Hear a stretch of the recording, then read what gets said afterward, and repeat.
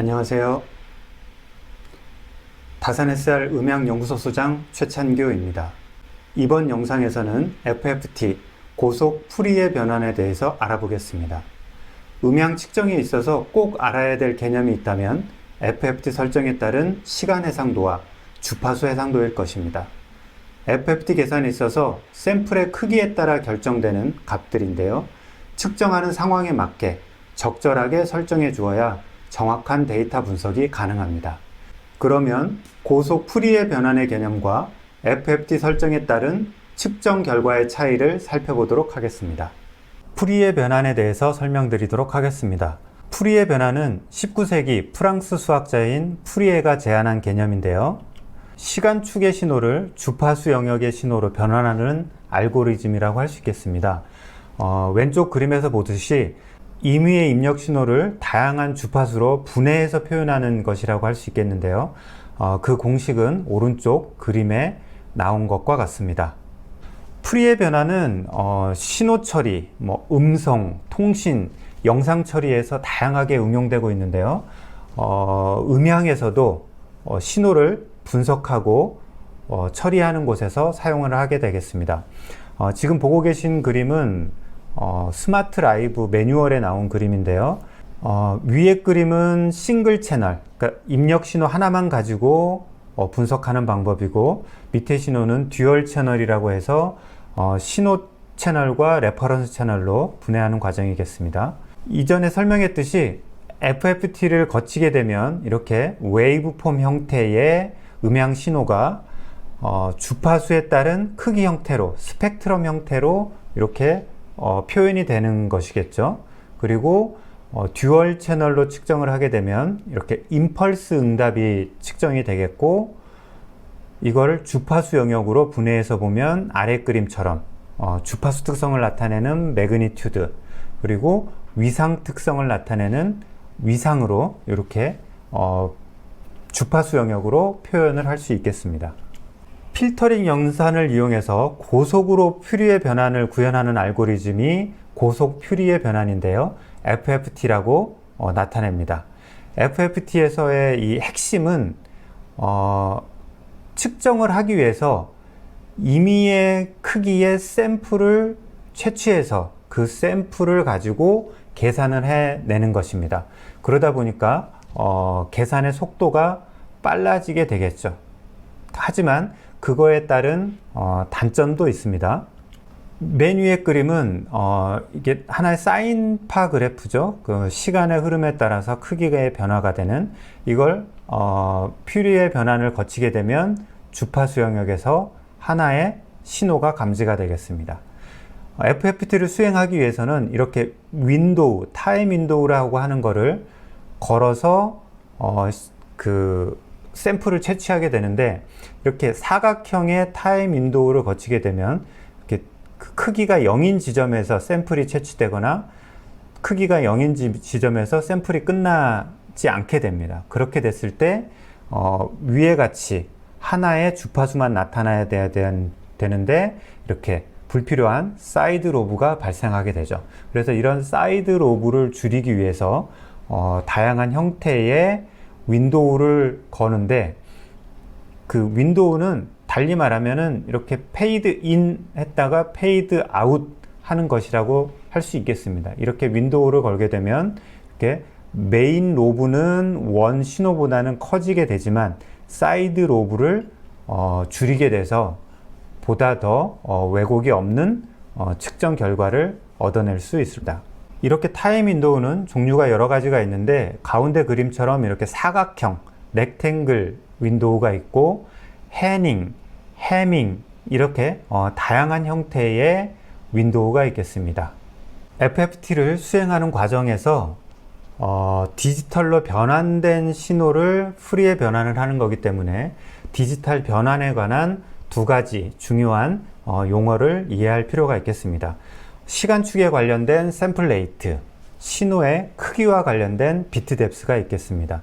샘플 레이트는 1초에 몇 개의 샘플을 추출해서 계산을 하는지, 그러니까 1초를 몇 개의 샘플로 나누는지를 나타내는 것이고, 비트 뎁스는 신호의 크기를 표현하는 거기 때문에 신호의 다이나믹 레인지를 결정하게 되겠습니다. 그래서 16비트는 96dB의 다이나믹 레인지, 24비트는 144비트의 다이나믹 레인지를 나타낼 수 있겠습니다. 자, 이 시간에 가장 중요한 부분이라고 할 수 있겠는데요. 시간 분해능과 주파수 분해능에 대한 설명이 되겠습니다. 시간 분해능은 한번 FFT 분석에 필요한 시간을 결정하는 것이고요. 주파수 분해능은 FFT 분석에 있어서 주파수를 얼마 단위로 표현할 수 있는지, 주파수의 해상도를 결정하는 것이라고 할 수 있겠습니다. 예를 하나 들어보겠습니다.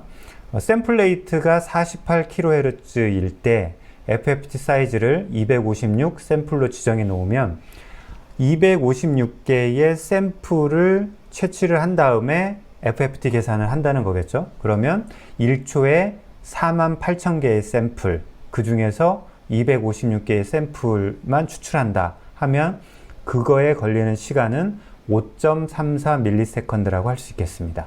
그러니까 256 샘플 사이즈로 FFT를 결정하면 결과값의 표시는 5.34ms에 한 번씩 결과가 나타난다고 볼 수 있겠습니다.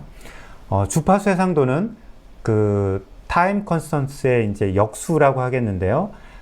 샘플 레이트를 FFT 사이즈로 나누는 거죠. 그러면 187.5Hz가 나오는데 이건 어떤 걸 의미하냐면 맨 처음 표기되는 주파수는 187.5Hz, 그 다음 결과로 표현되는 주파수는 곱하기 2, 그 다음은 곱하기 3, 그 다음은 곱하기 4가 되는 주파수의 범위로 결과를 표현해낸다라고 할 수 있겠습니다. 그러면 시스튠 화면으로 돌아가서 이것들이 어떻게 표현해지는지를 한번 살펴보도록 하겠습니다.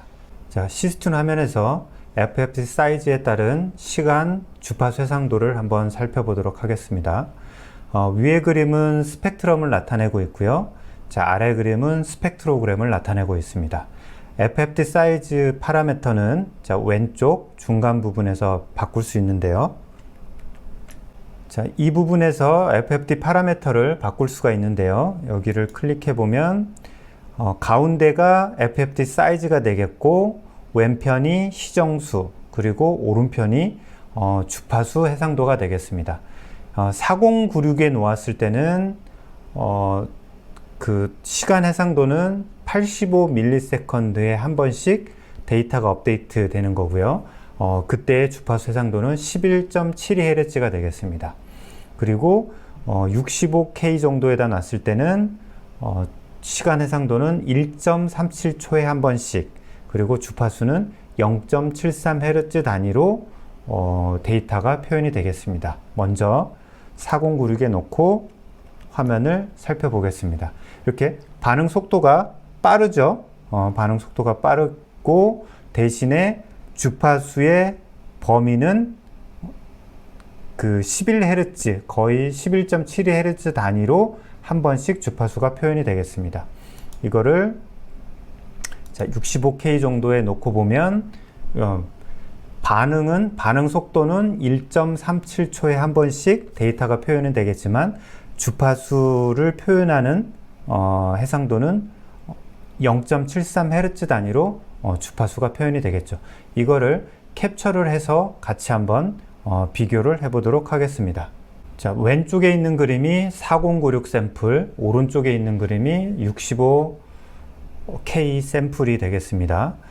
여기서 보시면 4096으로 놓으면 시정수가 85ms, 그래서 85ms에 한 번씩 이렇게 데이터가 표현이 되겠죠. 그러니까 데이터를 표현해내는 속도가 상대적으로 빠르겠죠.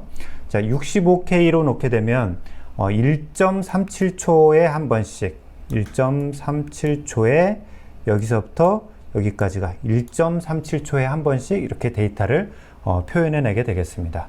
그리고 4096으로 놓게 되면 11Hz, 11.85 정도 됐죠? 11Hz 단위로 주파수가 표현이 되겠죠. 해서 이렇게 고주파수에서는 11Hz 단위가 그렇게 문제가 되지 않는데, 이렇게 저주파수에서는 여기서부터 여기가 아마 11Hz 단위 정도 될 거예요. 그러니까 그 사이의 주파수는 표현이 안 된다라고 보시면 되겠습니다. 대신에 65K에 놨을 때는 0.73Hz. 그러다 보니까 저주파수에서도 1Hz보다 더 촘촘하게 데이터를 표현해낼 수가 있겠습니다.